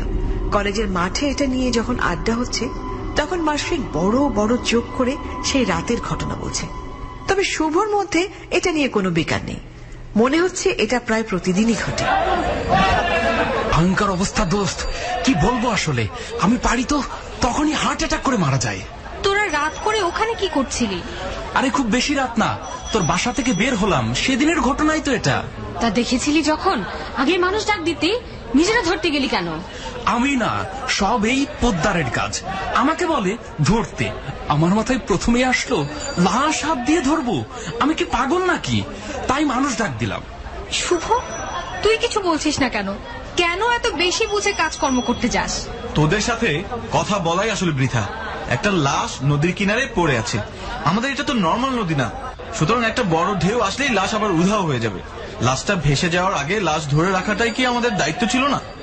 দায়িত্ব পালন সবাইকে নিয়ত করা যায়। আমি তো সেটাই করেছি। যাই হোক, এই টপিক নিয়ে আর কথা বলতে চাচ্ছি না। লাশ ঠিক মতো পুলিশের কাছে পৌঁছে দেওয়া হয়েছে এবং বেয়ারিশ লাশ দাফন হয়েছে, এতে আমি খুশি। টপিক চেঞ্জ কর। আমি চিন্তা করলেই তো আমার হাত পা আবার ঠান্ডা হয়ে যায়। ঠিক বলেছিস। আচ্ছা, ভালো কথা, আমাদের আড্ডার কি হলো? এখন তো তাই দিচ্ছি। আরে এটা না, মাসফিকের বাসায় যে প্ল্যান করা হয়েছিল সেটার কথা বলছি। সেটা আমি কি জানি, শুক্রবার হওয়ার কথা ছিল মনে হয়। হ্যাঁ, শুক্রবারই তো হবে।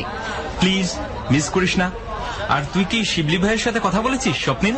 ভাইয়া আসবে না, উনি নাকি ওনার কি কাজ নিয়ে ব্যস্ত, এই জন্য আসতে পারবে না। তাহলে তুই আসবি কি করে? তোর না বাসায় প্রবলেম? আর ব্যাপার না, আমি ওটা ম্যানেজ করে ফেলবো। যাই হোক, শিবলি ভাই না আসলেও আরেকজন তো আসার কথা। কি? ওই যে ওই হাতুড়ে ডাক্তারটার কথা বলছিস? ওটা তো শুভ জানে। আই শুভ, তোর ডাক্তার হারুন ভাইকে বলেছিলি? এখনো বলিনি, আজ বলবো ভাবছি। আচ্ছা, আমরা আড্ডা দিলে কি সমস্যা? হুদাই একজন বড় মানুষকে রেখে আড্ডাটা বোরিং করার কোনো মানে হয়? আর তাছাড়া আমাদের মাঝে উনিও নিশ্চয়ই অস্বস্তি বোধ করবেন। আমার মনে হয় না যে এমনটা হবে। আর তাছাড়া শুভ যখন ওনাকে আনতে যাচ্ছে, ভেবে চিন্তেই নিশ্চয়ই আনছে। তোদের সমস্যা হলে ওনাকে বলার দরকার নেই। আরে গাধার মতো কথা বলিস কেন? আমাদের আবার কিসের সমস্যা? তুই বরং আজই ওনাকে জানা, ফ্রি থাকলে যেন আমাদের সময় দেয়। যাই হোক, উনি আসুক কিংবা না আসুক, কিন্তু শুভ, তুই অবশ্যই গিটার আনবি। গিটারের কথা কিন্তু বারবার মনে করে দিচ্ছি, মনে থাকে যেন, বুঝছিস? এতবার বলতে হবে না, আমার মাথায় থাকবে। তাহলে কলেজ থেকে বের হয়ে আর বাসায় যাস না, হারুন ভাইয়ের সাথে দেখা করে যাস। তাই করব। মুন্সিগঞ্জ সুপারমার্কেট থেকে বেশ খানিকটা দূরেই দেবক বাজার। বাজারের ছোট্ট একটি ফার্মেসিতে বসে ডাক্তার হারুন। প্রকৃতপক্ষে ডাক্তার হারুনকে বোকা বলাই ভালো, কেননা উনি নর্মাল কম্পাউন্ডার নন, একজন এমবিবিএস ডাক্তার। একজন ডাক্তার হাসপাতাল ছেড়ে ফার্মেসিতে সময় পার করছে, এটা নিঃসন্দেহে বোকামি ছাড়া আর কিছুই না। কিন্তু ব্যাপারটা ঘটেছে অন্যদিকে। শুধুমাত্র বাবার সাথে ঝগড়া করে হারুন এখানে একা একা বসবাস শুরু করেছে, ঢাকা ছেড়ে একেবারে মুন্সিগঞ্জের দেবক বাজারে। তবে একদিক থেকে সে হ্যাপি, কেননা এখানে সে একদম নিরিবিলিতে সময় পার করছে। বিরক্ত করার মতো কেউ নেই। সপ্তাহে হয়তো বড় জোর 5 থেকে 7টা রোগী দেখা হয়, এতে ভালোই দিন কেটে যায় তার। তাছাড়া সবচেয়ে বড় ব্যাপার হচ্ছে এখানে নিজেকে সময় দেবার মতো সময় পাচ্ছেন তিনি। আর তার ফার্মেসি তো বলতে গেলে ছোট্টখাটো একটা লাইব্রেরি। অনেক রকম বই দিয়ে উনি ওনার ফার্মেসিকে বলতে গেলে লাইব্রেরি বানিয়ে ফেলেছেন। যতক্ষণ সময় ফ্রি থাকেন শুধু বই পড়েন, আর বই পড়ে একা একা হাসেন, আবার কখনো সখনো একা একা কাঁদেন। যাই হোক, মূল গল্পের কথায় আসি।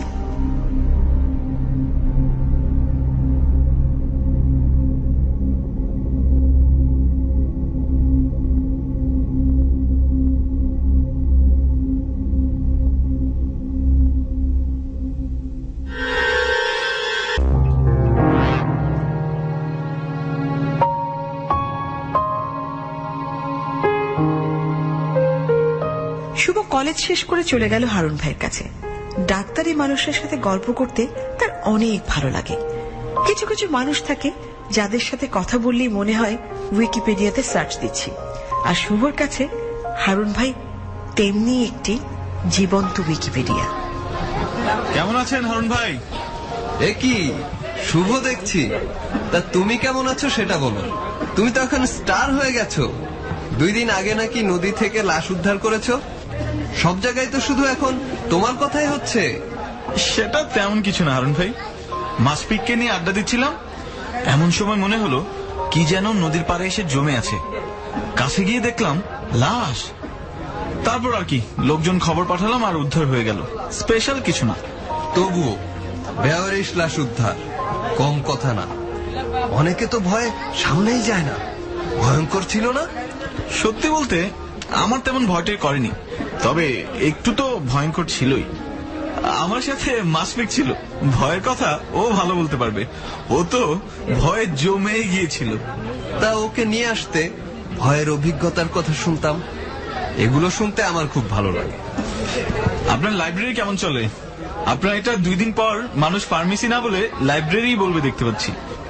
এখনই তো বলে, এই যে তুমি বললে। আসলেই হারুন ভাই, এটা এমনই হওয়া উচিত। আপনার মতো পড়ুয়া লোক আর কয়জন আছে? আমি আর পড়তে পারলাম কই। পাঠ্য বইয়ের থেকে আজাইরা গল্প উপন্যাসই বেশি পড়লাম। তবে মজার বিষয় কি জানো? কি হারুন ভাই? পাঠ্য বই পড়ে যা শিখেছি তার চেয়ে কয়েক গুণ বেশি শিখেছি গল্পের বই পড়ে। গল্পের বইয়ের জগৎটা অনেক অনেক বেশি বড়, অনেক বেশি বিস্তৃত। তা এখন কোন বই পড়ছেন? এরিক মারিয়া রেমার্কের কোনো বই পড়েছো? নামই শুনিনি, বই কিভাবে পড়বো? তোমাদের এই জিনিসটাই আসলে ভালো লাগে না। আচ্ছা, তোমাদের সমস্যা কি বলো তো? বই পড়ো না কেন? পড়লে তো আপনার থেকে জানা সৌভাগ্য হতো না, তাই পড়িনি। এখন মনে হচ্ছে না পড়ে ভালোই হয়েছে। না না, এটা একদমই ঠিক না। যাই হোক, এখন যেটা পড়ছি সেটা পড়া শেষ হলে নিয়ে যেও। বইটার নাম all quiet on the western front. একটা কথা বলে দিলাম, সেটা হচ্ছে এই বইটা পড়লে তুমি অবশ্যই কাঁদবে। পল বোমারের জন্য কাঁদবে, কাটের জন্যও কাঁদবে। এরা কারা? বইয়ের ক্যারেক্টার্স। আপনিও না হারুন ভাই, খুবই অদ্ভুত। ক্যারেক্টারের জন্য আমি কাঁদবো? এত ইমোশনাল তো আমি না। গল্পের বই হলো ফিল করার জিনিস। তুমি যদি সেই ফিলটাই ধরতে না পারো তাহলে তো পড়ে লাভ নেই। আপনি আমাকে নাম লিখে দিন, কোনটা কোনটা পড়লে ভালো হয়, তাহলে সেই অনুযায়ী পড়া শুরু করবো। দাঁড়াও, এক্ষুনি লিখে দিচ্ছি। ইদানিং একটা বাজে অভ্যাস হয়েছে। রোগীদের মধ্যে যারা স্টুডেন্ট তাদের ঔষধের পাশাপাশি 3টি বইয়ের নামও লিখে দিচ্ছি। ওরা সেই বই পড়ে কিনা কে জানে। আমার লিখে দেওয়ার দায়িত্ব আমি লিখে দেই। আমাকেও কিছু লিখে দিচ্ছেন নাকি? এই নাও, এরিক মারিয়া রেমার্ক দিয়ে পড়া শুরু করো। দরকার হলে আমার বই নিয়ে যাও। ঠিকমতো বই ফেরত দিলে আমার বই দিতে কোনো আপত্তি নাই। আর এখানে দেখো কি কি নাম লিখলাম: dreams, dead and love, 3 comrades, all quiet on the western front. এই 3টা বই অবশ্যই পড়বে। তা না হয় পড়লাম, কিন্তু আপনার সাথে গল্প বলার মাঝে যেটা বলতে এসেছি সেটাই তো ভুলে গেছি। কি ভুলে গেছো? শুক্রবার কি আপনি ফ্রি আছেন? কেন বলো তো? আসলে তেমন কিছু না, আমরা ফ্রেন্ডরা মিলে আড্ডা দিব, তাই ভাবলাম আপনাকে দাওয়াত করি। রাতের বেলা বারবিকিউ করব, সব মিলিয়ে ভালোই মজা হবে। তাহলে তো খুবই ভালো খবর। আমার আড্ডা দিতে প্রবলেম নেই। যদিও নিরিবিলি আমার অনেক বেশি পছন্দ, তবুও মাঝে মাঝে আড্ডা তো দেয়া যেতেই পারে। আমি তাহলে শুক্রবার এসে আপনাকে নিয়ে যাব। ওকে, নিয়ে যেও। আর তোমার যখন যে বই লাগবে আমাকে জানিও, আমি তোমাকে বই দেব। আমার এখানে অনেক বই আছে। ঠিক আছে অরুণ ভাই, আর আজ আমি তাহলে যাই। ঠিক আছে, যাও। আড্ডা সত্যি একটা নেশার বস্তু। আড্ডা বা ছেলে মেয়ে যত বেশি আড্ডা দিক না কেন, কখনোই যেন তাদের মন ভরে না। আর তাই আড্ডা দেওয়ার প্ল্যান প্রোগ্রামও শেষ হয় না। তবে মজার বিষয় হচ্ছে লিপি আর স্বপ্নিল যে এই বিশেষ আড্ডা উপলক্ষে নিজেরাই বিশেষ একটা অখাদ্য কেক বানিয়ে ফেলবে, তা মাসফিক কিংবা শুভ কারো মাথাতেই ছিল না। এদিকে ডাক্তার হারুন আসবে কেন, এটাই ঠিক বুঝে উঠতে পারছিল না লিপি। আড্ডাবাজি তো বন্ধুরা মিলে করাই যায়, এর জন্য বাইরের একজনকে দাওয়াত দেওয়ার কি দরকার। তবে সন্ধ্যার কিছুক্ষণ পর লিপি, স্বপ্নিল, শুভ আর ডাক্তার হারুন একসাথে মাসফিকের বাসায় ঢুকল। ঢুকেই চমকে গেল। মাশফিকের দোতলা বাড়ি পুরোটাই খালি। মাশফিকের বাড়িটা বেশ সুন্দর, দুপুরবেলা দেখলে বেশ ভালোই লাগে, কিন্তু রাতের বেলা কেন জানি এই বাড়িটি দেখলে গা ছমছম করে। বাড়িটির কোথায় যেন কি একটা আছে। তবে মাশফিক কেন জানি নিজের বাসায় একটু কমই ভয় পায়।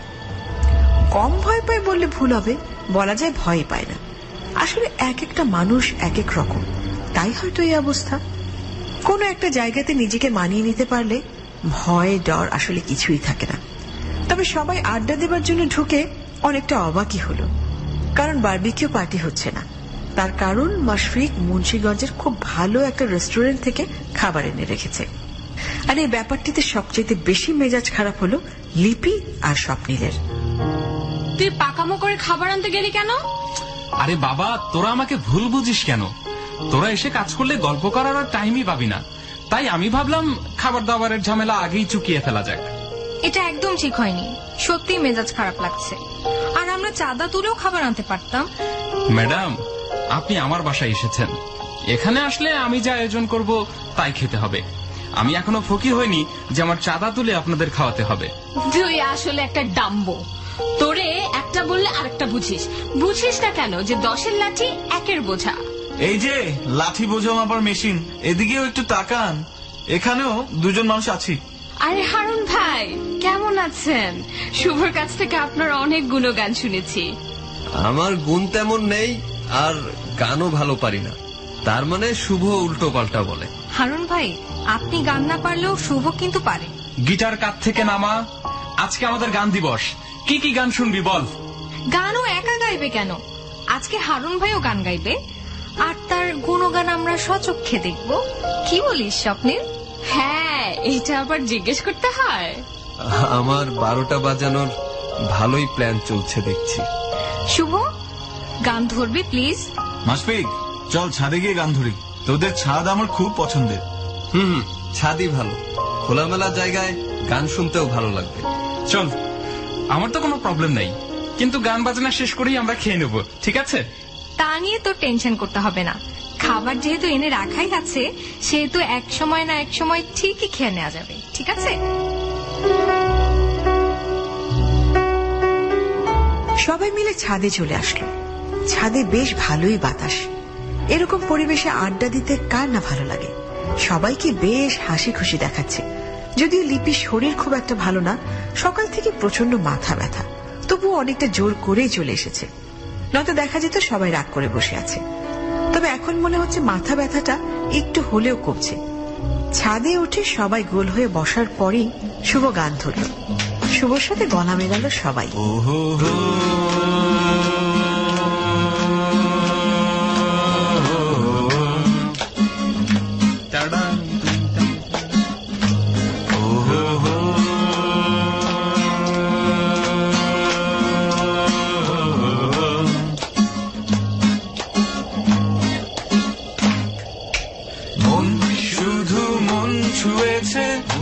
শুধু মন, ও সে তো মুখ খুলেনি। সুর শুধু সুর তুলেছে, ভাষা তো দেয়নি মন, শুধু মন ছুঁয়েছে, শুধু মন। ও হো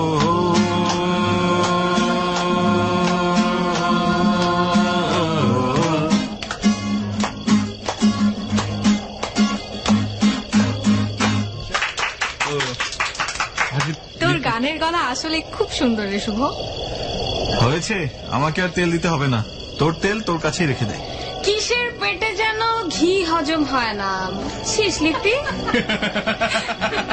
থাক, এই কথা থাক, নয়তো শুভ আগুন হয়ে আমাদের পুড়িয়ে ফেলবে। না, আসলে গানটা সুন্দর হয়েছে। আপনি তো গান গাইলেন না, আপনার গান কিংবা গুণ কোনোটাই তো আমাদের দেখা হলো না। গুণ না থাকলে কিভাবে দেখাবো? দেখানোর জন্য তো কিছু থাকতে হবে, তাই না? উনি ডাক্তার মানুষ, উনি গান কিভাবে গাইবেন? ডাক্তাররাও তো মানুষ, তাই না? আচ্ছা থাক, একটা কথা বলতে চাচ্ছিলাম আর বললাম না। হারুন ভাই, আপনি রোগ নিয়ে কথা বলতে পারেন।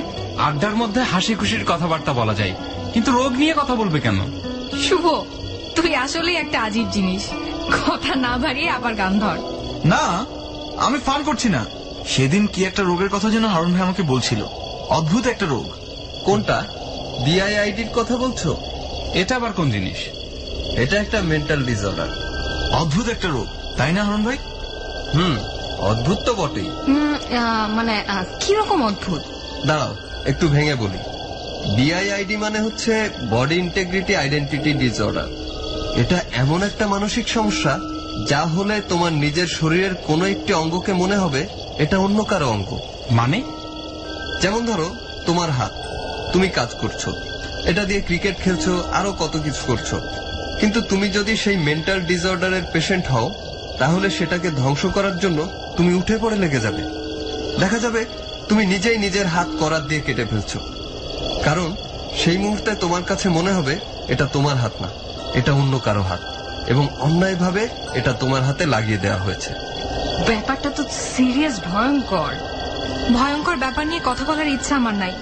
হারুন ভাই, মানসিক সমস্যার কথা বাদ দেন প্লিজ, অন্য কিছু নিয়ে কথা বলুন। হ্যাঁ, ঠিকই বলেছ।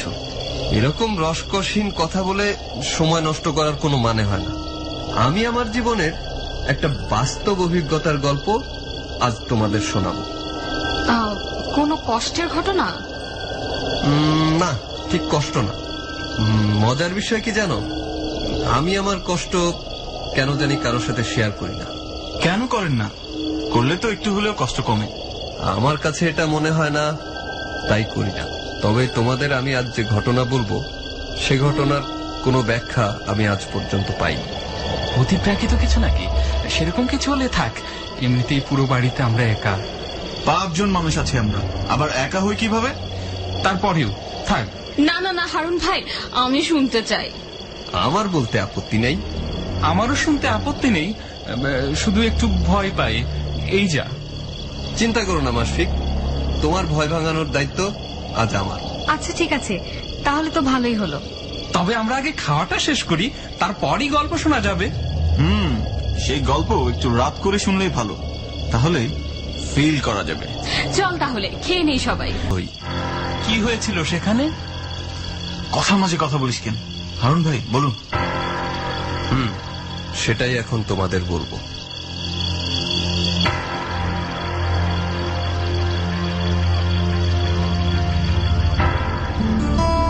গাইবান্ধার অজপাড়াগাতে 3 মাসের জন্য ছিলেন ডাক্তার হারুন। অজপাড়াগা বলতে যা বোঝায় সেই গ্রামটি সেই রকমই। রোগী তেমন নেই বললেই চলে, সেখানেও বই পড়েই সময় কাটাতেন। আর হারুন যে বাড়িতে থাকতেন সেটার আশেপাশে কোনো বাড়িও ছিল না, তবে একটু দূরেই একটা কবরস্থান ছিল। তবে হারুনের সেটা নিয়ে কোনো মাথা ব্যথা কখনোই ছিল না, সে ছিল তার নিজের জগৎ নিয়ে ব্যস্ত। কিন্তু হঠাৎ করেই এক আমার পিছন পিছন হাঁটেন। রোগীর কি হয়েছে বললেন? পেট দিয়ে রক্ত বের হচ্ছে মানে? সুইসাইড করার ট্রাই করেছে নাকি? আপনি আসেন ডাক্তার সাহেব, আপনি দেখলেই বুঝবেন। আচ্ছা, রোগীর বাসা কোথায়? আপনি আমার পিছন পিছন আসেন, জলদি হাঁটেন, নাহলে ক্ষতি হয়ে যাইব, অনেক বড় ক্ষতি হয়ে যাইব ডাক্তার সাহেব। কিন্তু আপনি রোগীর কি হয়েছে সেটা বলছেন না কেন? এটা আপনি গেলেই বুঝতে পারবেন। আর কতটুকু বাকি? আর বাকি নাই, এই তো আয়সা পড়ছি, হাঁটেন, জলদি হাঁটেন। আচ্ছা, আপনি আমাকে কোথায় নিয়ে যাচ্ছেন? এই যে ডাইনে ডাইনে আসেন। এটা তো কবরস্থান।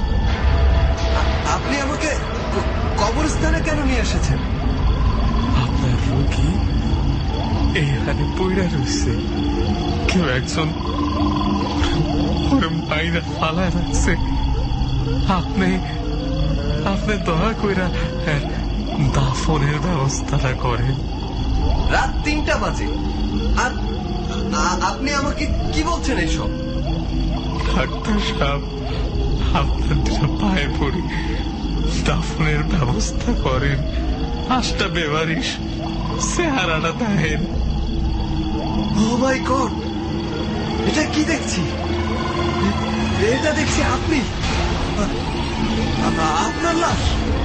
ডাক্তার সাহেব, লাশটা দাফনের ব্যবস্থা করেন। কিন্তু আমি কি দেখছি এসব? এটা কি করে সম্ভব? সব সম্ভব, সব সম্ভব ডাক্তার সাহেব। লাশটা ধরেন, লাশটা কষ্ট পাইতেছে। আপনি সরুন, আমাকে যেতে দিন। আমার আমার ধরেন, লাশটারে ধরেন, কাপড়ের ব্যবস্থা করেন ডাক্তার না, সাহেব। না, সাহেব না, সরুন, সাহেব না, সরুন, আমাকে যেতে দিন, আমাকে যেতে দিন। এইটুকু ঘটার পরেই ডাক্তার হারুন অজ্ঞান হয়ে পড়ে যায় এবং ডাক্তার হারুনকে যখন উদ্ধার করা হয় তখন তার পাশে একটি বেওয়ারিশ লাশও পাওয়া যায় এবং সেই লাশের জন্য অনেক জবাবদিহিও করতে হয় পুলিশের কাছে। এমনকি মামলা, কোর্ট কাচারি, দৌড়াদৌড়ি সহ আরো অনেক কিছু ফেসও করতে হয় ডাক্তার হারুনকে। মাশফিক, শুভ, স্বপ্নিল ও লিপি হা হয়ে তাকিয়ে আছে ডাক্তার হারুনের দিকে। তাকে দেখে মনে হচ্ছে ঘটনা যেন তিনি এখনো চোখের সামনে স্পষ্ট দেখতে পাচ্ছেন। সবাই একদম নীরবতা পালন করছে মনে হচ্ছে। চারপাশে কেমন এক অদ্ভুত নিস্তব্ধতা।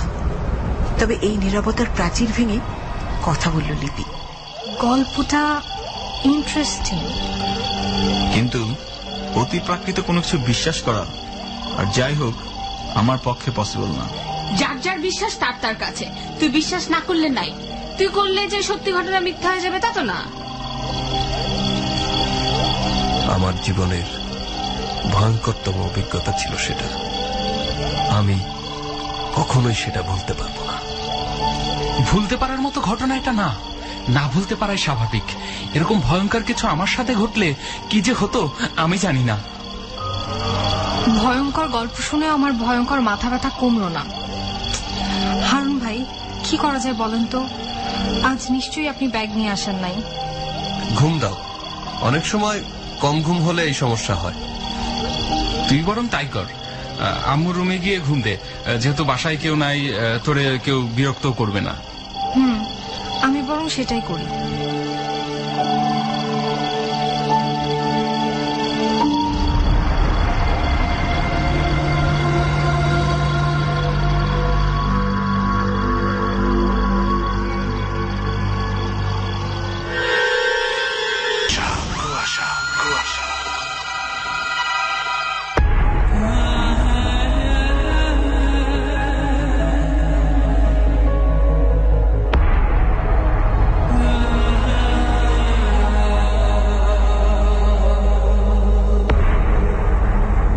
মাথা ব্যথার কারণে লিপি অন্য রুমে চলে গেল।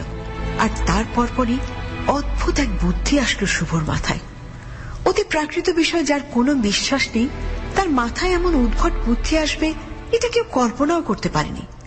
সবাই যখন ডাক্তার হারুনের গল্প শুনে স্তব্ধ, তখন শুভ বলল, মাথায় একটা প্ল্যান আসছে, বলবো? কি? সবাই মিলে ঘুম দিবা এমন কোন প্ল্যান? আরে না, প্ল্যানটা ইন্টারেস্টিং। কি প্ল্যান বলে ফেললেই তো হয়। প্ল্যানটা হাস্যকর, কিন্তু চল এক্সপেরিমেন্ট করে দেখি। কি প্ল্যান সেটা বলবি তো আগে। আমরা প্ল্যান সেট করব। মাথা খারাপ? আমি কোন একটা উপন্যাসে পড়েছিলাম, জীবিত মানুষ ঘুমিয়ে থাকলে তার আত্মার ডেকে আনা যায়। চল আমরা লিপির আত্মার সাথে কথা বলি। মানে কি? ব্যাপারটা ইন্টারেস্টিং। লিপি ঘুমাচ্ছে কিনা দেখ তো স্বপ্নে। আচ্ছা দাঁড়া দেখে আসি। ব্যাপারটা তো ইন্টারেস্টিং বলেই মনে হচ্ছে, কিন্তু কেন জানি মন সায় দিচ্ছে না রে। আচ্ছা দাঁড়া আমি দেখে আসছি। যদি মৃত আত্মা চলে আসে তাহলে? আরে ধুর বেটা, তোর কি ধারণা যে আত্মার দোস্ত বন্ধু ডাকলে চলে আসবে? দেখি না একটু মজা করে। লিপি ঘুমাচ্ছে, আর এদিকে লিপির আত্মাকে প্ল্যানচেটের মাধ্যমে আনার যাবতীয় ব্যবস্থা করা হয়েছে পাশের ঘরে। শুধু তাই নয়, মোমবাতি জ্বালিয়ে বলতে গেলে পুরো আয়োজন করেই প্ল্যানচেট করা হচ্ছে। ঘরের লাইট অফ করে ভুতুরে পরিবেশ করে চারজন বসেও আছে। শুভর মুখ হাসি হাসি, তবে বাকি তিনজনের মুখে বিন্দু মাত্র হাসি দেখা যাচ্ছে না।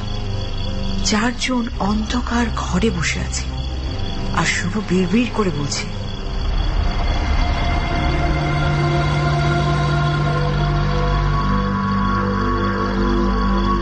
If any good soul passes by, please come please come. তুই গুড আত্মাকে না ডেকে মনে মনে লিপিকে ডাক। রাত বাজে 3টা। উল্টা পাল্টা করতে করতে কি হয় কি জানি। কাজের মাঝে কথা বলবি না, উল্টাপাল্টা কিছু হবে না। কোথায় শুধু বিরক্ত। তোরা মনে মনে বিড়বিড় করে লিপির আত্মাকে ডাক। If any good soul passes by, please come, please come. কি হচ্ছে? কি হচ্ছে সব? ভূমিকম্প নাকি? এমন হচ্ছে কেন? চুপচাপ বসে থাক। কি হচ্ছে আমি নিজেও বুঝতে পারছি না।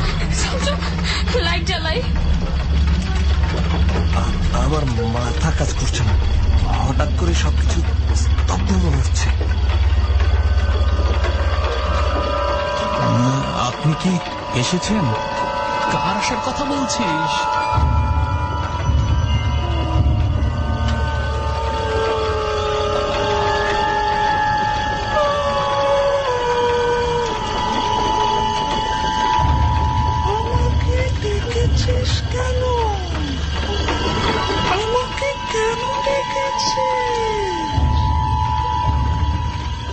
আপনি কি তুমি কি লিপি?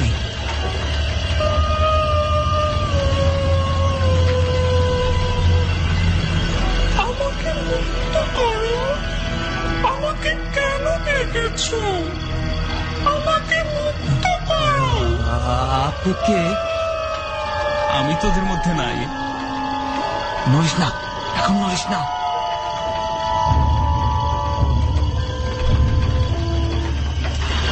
মৃত মানুষকে ডাকবি আর ভালো থাকবি। মজা না?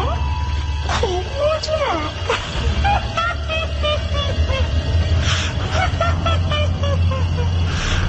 আমাকে এক্ষুনি মুক্তি দে। বিদায় দে আমাকে মুক্তি দে। কি বলছে এসব? বিদায় দা। বিদায় দিতে কি করতে হয় আমি তো জানি না।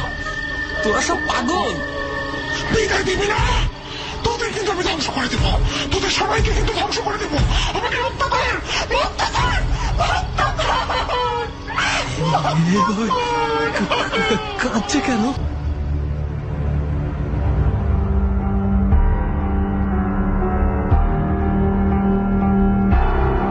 লিপির ঘুম ভাঙার পর লিপি দেখল পাশের রুমে ভয়ঙ্কর কাণ্ড ঘটে গেছে। ঘরের জিনিস যেমন উল্টোপাল্টা ভাবে পড়ে আছে, ঠিক তেমনি পড়ে আছে চারটি লাশ। 4টি লাশের চোখই খোলা। আর লাশগুলো হচ্ছে শুভ, স্বপ্নীল, হারুন এবং মাশফিকের। মাঝে মাঝে নর্মাল কিছু বিষয় নিয়ে ঠাট্টার মাসুল যে অনেক বড় করে দিতে হয় তার প্রমাণই এটা। আর ছোট্ট একটি ব্যাপার নিয়ে বাড়াবাড়ি করে ঝরে পড়ল 4টি প্রাণ। যদিও কেন কি হয়েছিল সেদিন রাতে তারপরে কেউই বের করতে পারেনি। কি কারণে হয়েছিল, কেন হয়েছিল, কিংবা লিপির সাথে এই ঘটনা যে সূক্ষ্ম একটি সম্পর্ক আছে তা কেউ বুঝতেও পারেনি।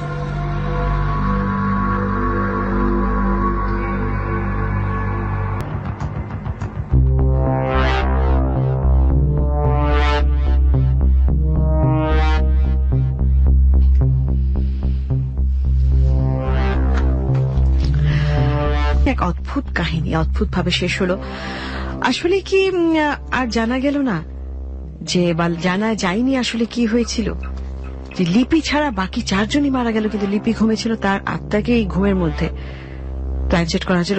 জীবন্ত মানুষের ঘুমের মধ্যে তার আত্মাকে প্ল্যানচেট করা যায় কিনা, এরকম অদ্ভুত কথা হয়তো কখনোই আমরা অনেকেই শোনেননি, আমিও কখনো শুনিনি। কিন্তু নিশ্চয়ই কারণ আছে। কারণটা কি? কেন লিপি বা ভয় পেত? আমরা শুরুতে দেখেছি লিপি ঘুমের মধ্যে ভয় পায়। তো যাই হোক, অনেক প্রশ্ন রয়ে গেছে, আমার অনেক প্রশ্ন রয়ে গেছে। তো সেই সব প্রশ্নের উত্তর পাবো আগামী পর্বের কুয়াশায়। অর্থাৎ গল্প কিন্তু এখনো শেষ হয়নি, বাকি পর্ব শুনবো আগামী সপ্তাহে। পর্বের নাম হচ্ছে ভয়ঙ্কর রাত, অর্থাৎ আজকের কাহিনীর নাম ভয়ঙ্কর রাত। আগামী সপ্তাহে আমরা এর পরের পর্বটা শুনবো। এই কাহিনীটা চলছে, শেষ হয়নি কিন্তু। আমরা বাকিটা দেখি কি আছে আগামী পর্বে, অপেক্ষায় থাকতে হবে। আজকের কাহিনীর নাম ভয়ঙ্কর রাত। সেটা লিখেছেন, নাট্যরূপ দিয়েছেন মশিউর রহমান শান্ত, অভিধাংশ পরিচালনায় ছিলেন শেগুফতা আবিদ শাড়ি, সাউন্ডে ছিলেন আমাদের সাউন্ড এডিটর খালিদ। বিভিন্ন চরিত্রে যারা অভিনয় করেছে তাদের নাম বলে দিচ্ছি: স্বপ্নিলের চরিত্রে অভিনয় করেছে কায়নাত, লিপির চরিত্রে শাড়ি, লিপির মা মিনু, শুভর চরিত্রে আপেল, মাশফিকের চরিত্রে রাজু এবং হারুনের চরিত্রে মঞ্জু।